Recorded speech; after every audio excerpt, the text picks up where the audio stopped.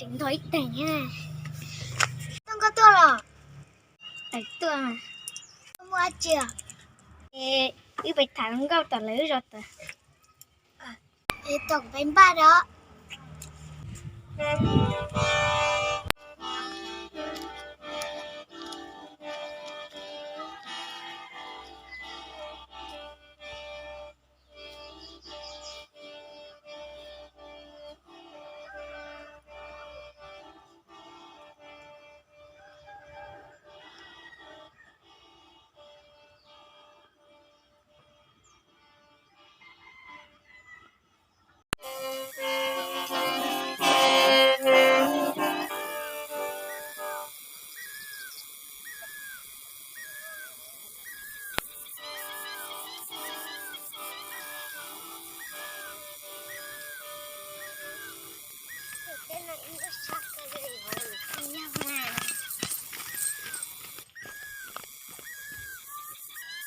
Con già chẳng thể cho con già chết ở trong lì, ở sự mù như kẻ xa xỏ.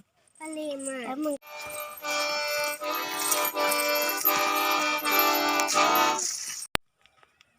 Tôi mà đã chín à? Rồi, nếu rồi, nãy giờ thì nó mới tuần say em rằng á. Ở thì nó nên nó bị hơi chào. Em cũng không thấy tụi nó không biết tăng à. Ở tụi mùa này ở luôn bị hơi chạy à. Tụi nó bị hơi cá, tụi nó bị con chảnh à. Bây giờ tụi con giờ lại chặt chả. Ui sao xảy vô liều. Thì bây giờ tụi con giờ lại chặt chả dân con nữa. Tụi chả chơi tụi nó xưa mà. Nhưng mà cho tụi chả nà. Con này tụi con giờ lại chặt chả. Tụi con giờ chơi tụi nó xưa mà nhưng mà cho tụi. Sao mà chỉ nãy nó xưa mồ cái còn nãy chả nữa. Sao mà nó chưa sao mà chia này. Ít chia nếu mà cả bé tuần đó nên nhỏ. Tao cơ mà lúc lại nên để bé mình tội cho.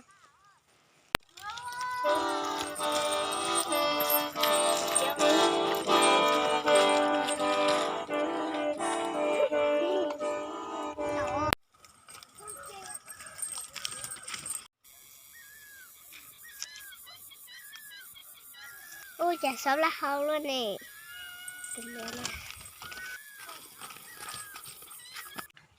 Ô tôi tớ tụi con tớ xa. Ô tụi con thì tiêu ước một cái ước ý rồi.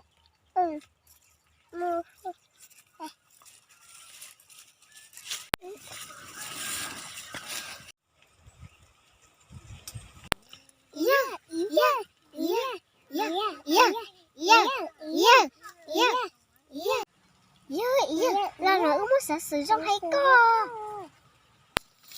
Mọ chứ hello. ước bọn con không chào à. Con dùng nó của tú. Hello số. Chỉ tao bỏ nó lú chế đó xí. Bỏ nó tao một tên nó giống con sẽ có thả chỉ một sao nó lú chế co.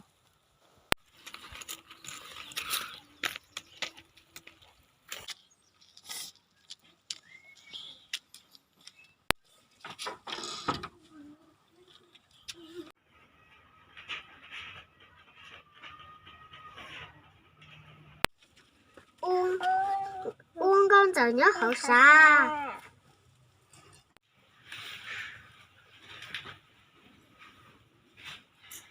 Uống một cái ý giao cho.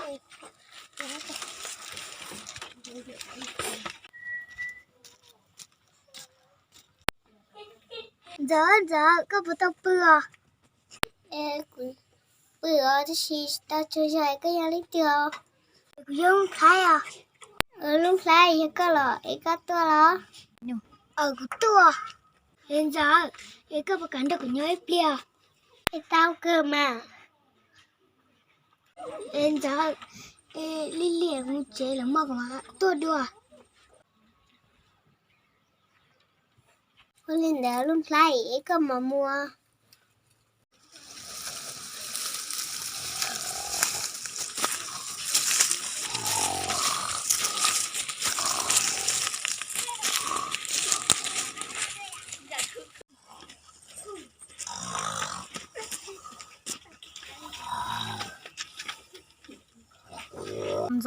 giờ có bắt đầu chưa rồi.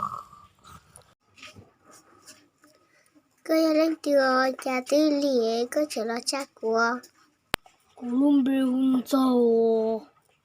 Rồi có bỏ con đồ nhỏ ít cứ chơi trò nên mọi người sẽ tư cả năm nên nhỏ cứ cả năm nên nhỏ.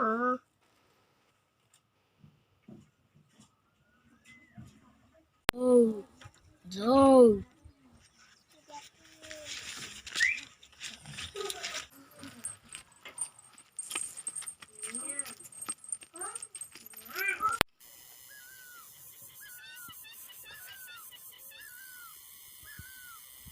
Giờ cơ bắt được cho cái hành liền, rồi cho cái hỉ giả hay mắm sai.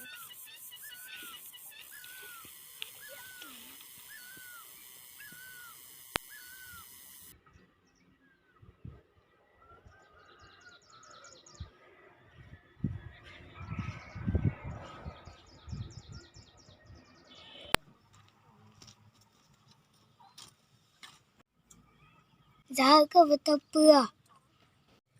Lúc đây, cái tôi lo cứ chẳng chỉ tao chơi cho. Yêu của mà, bất cứ bao giờ cái hành à. Lúc đây, lần cho cái giả hay cái linh tua thôi đó, không phải tao luôn à. Chạy đi ở cha cái gì tụi của lưỡi, mình tua tao à. Lúc đây, lần cho cái giả theo. Giờ các bác có thể cái gì tụi của lưỡi, câu cả gì vậy? Của cả cơ mà. Hay của cả cơ mà. Xe chẳng có là hai cái chỉ cả vô cú sơ. Giờ ý tiền mà từ từ trong chơi cho nhau mà tôi cho con được nhau. Lúc này ly chè thì dân xe hành liao. Giờ cũng mua bị chè ở bên nước của tôi. Ý chả chúng mà từ ba của nhé của chị gái té à. Em giờ em cũng chè ở bên nước của mà gắt tôi. Ở ly mà lúc này chỉ có mà mua. Em giờ em có nhớ cái sách thẳng từ à. Ở ly mà lúc này cũng mua cái lên nhưng mà. Em giờ em đã có phải chè à. Có mà mua lúc này.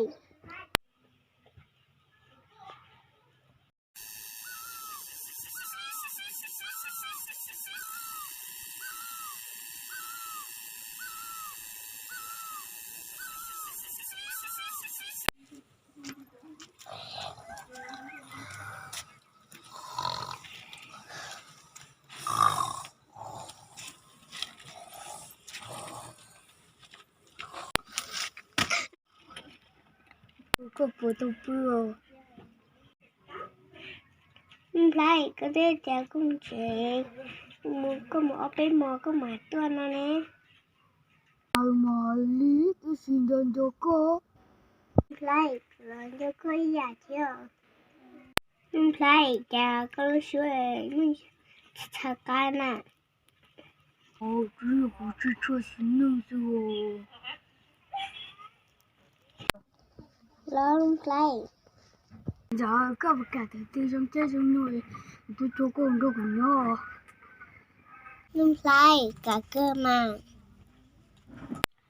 Quân li hồn giờ.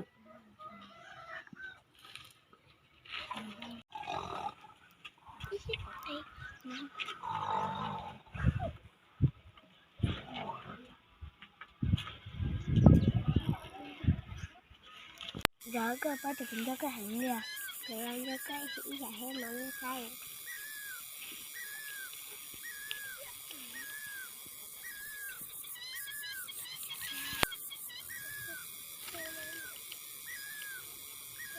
Sẽ cũng ở đây có những gì kia.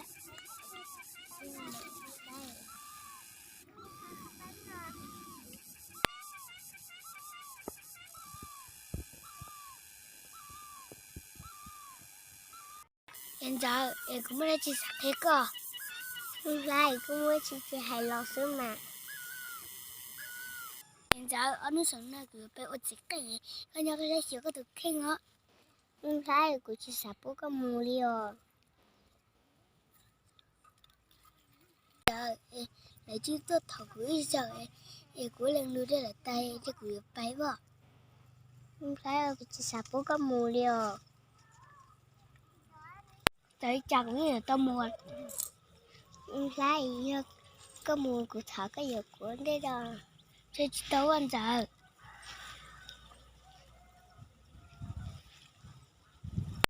Vì tiêu được chỉ cần như có xin để tao nè. Chờ cho nó cũng phải câu không tốt xa của cơ mà